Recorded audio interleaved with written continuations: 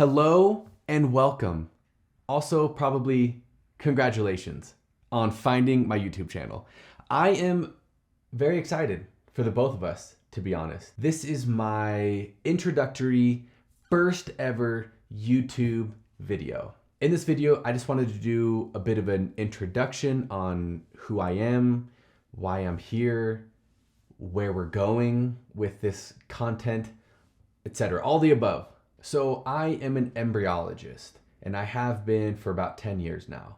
As an embryologist, I work in an IVF lab at an infertility clinic. So I essentially, on a day-to-day basis, I'm doing things like putting eggs and sperm together, creating embryos, freezing, thawing embryos, eggs, transferring embryos into the uterus. Now, I thoroughly enjoy what I do as an embryologist, but there are some aspects of it that have been the reason why I've decided to dabble in social media and now on YouTube. One of my biggest motivating factors to being the best I can at my job is the fact that I'm a father myself.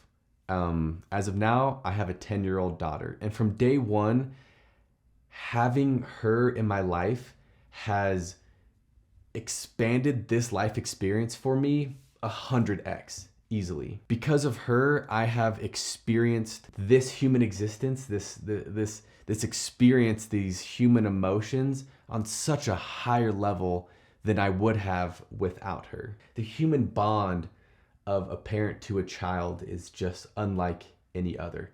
That feeling of unconditional love,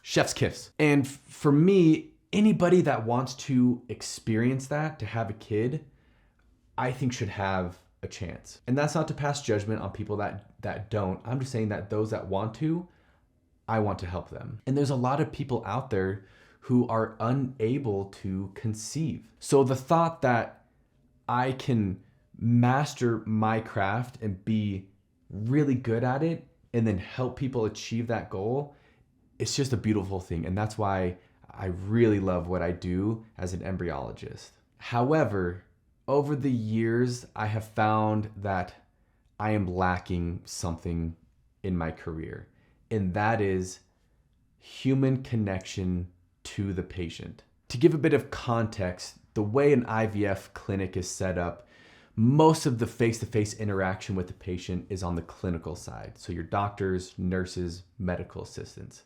The IVF lab that is full of embryologists, we're kind of the wizards behind the curtain. We're tucked away in the lab all day. We do interact with patients a little bit, but it's typically, a little phone call with an update on the patient's embryos, or if we happen to be in the embryo transfer, we'll have some face-to-face time with the patient for, 5 minutes. So to me, what we do as embryologists, which is the work of creating the beginning of human life, it's very ironic that what we do is just devoid of human connection.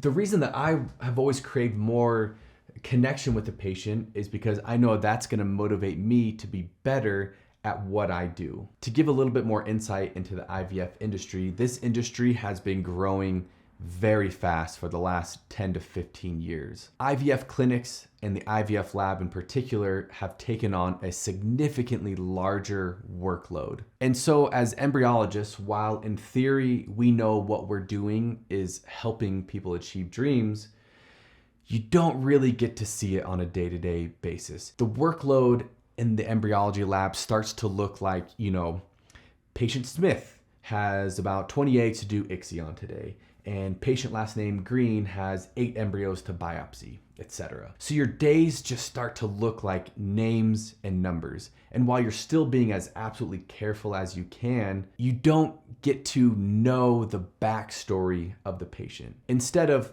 patient Smith has 20 eggs to do ixion, I want to think, this is Karen Smith who has 20 eggs to do ixion. And I know they have been struggling with infertility for 3 years, and their whole family knows that they did an egg retrieval today, and they're crossing their fingers, and there's so much hope. I want to give this all the time in the world that it needs, the best care to give them the best shot at them being able to achieve pregnancy. I'll tell you a story to underscore this lack of human connection that I'm talking about. I'm in Utah and there's an infertility resource center here. And they have an event each year. It's an LGBTQ family building panel where they'll have a panel of people that will share their experience of having children or not. And it was about 2 years ago, there was a gay couple on the panel who shared a story of how they were able to have their children. And it was a very touching story. It was very personal, very intimate.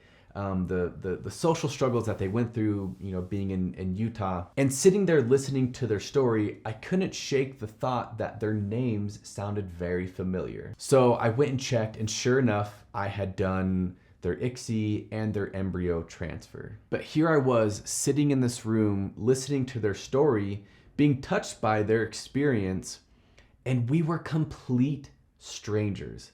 In my opinion, that's just a huge miss.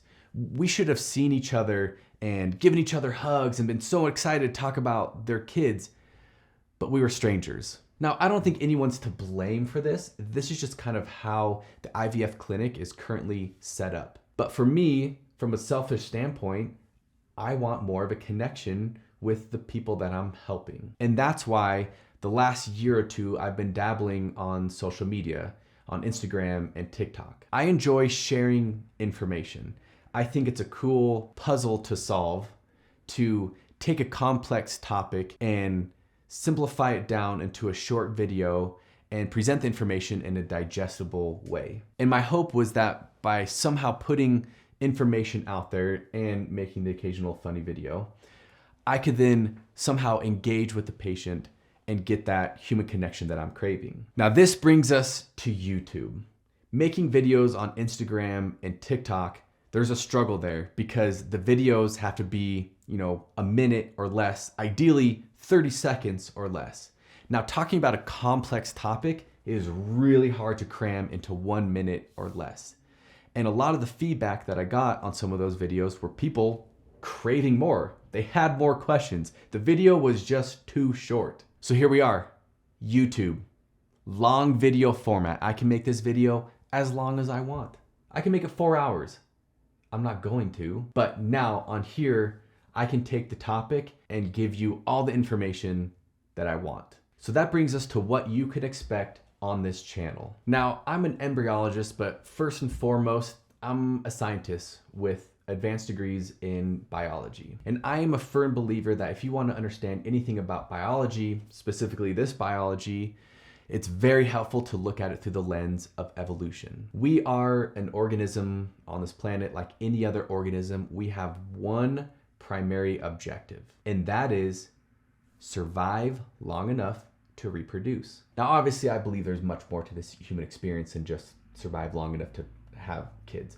There's a whole human experience to have. Because our primary objective is to reproduce, it makes sense that all other parts of this organism are going to be intricately tied to reproduction. I'm a firm believer that if you want to take care of your whole body, you have to consider your reproductive health. I'll use myself as an example. I am not currently trying to get anybody pregnant. In fact, I am taking active measures to ensure I don't get somebody pregnant. But I'm still doing things to ensure my reproductive health, because if my reproductive health is good, then my overall health will be good. As a male, I want healthy levels of testosterone. Not high, I want healthy levels of testosterone. Well, testosterone is primarily produced in the testes. So I want to do things that are going to be good for the cells in my testes so that I have a healthy level of testosterone. So a lot of my content will be around reproduction and infertility, but I'm going to be talking about all kinds of scientific topics. And I'll always tie them back into reproduction because pretty much everything is connected to reproduction. What's really cool is I'll be able to give you unique insight into infertility from an embryologist perspective. I can give you the behind the scenes look of what's going on in the IVF lab. I can break down all these different tests and procedures that are offered with infertility treatment. I can present the data backing those things up. But also I can give you my own experience and personal opinion on these different tests and procedures. If you follow my Instagram or TikTok account, you know you can expect some random funny skits and videos. I can't help myself. I think this life is pretty dang funny. There's all these like rules that we're supposed to follow as society, and nothing really follows those rules. Like, this life is messy, it's chaotic, and I just find humor in it. So thanks for stopping by. Check out my videos. Like I said, I crave more of a human connection. So interact, ask questions, let me know where you're struggling to understand what's going on with either reproduction, your infertility treatment. My hope is to present information that is useful to anyone, whether you're not trying to get pregnant, or you're trying to get pregnant naturally, or you've already tried to get pregnant and it's not working and you need assisted reproductive technology. So I don't know, tag along. It should be a good time. I'm excited.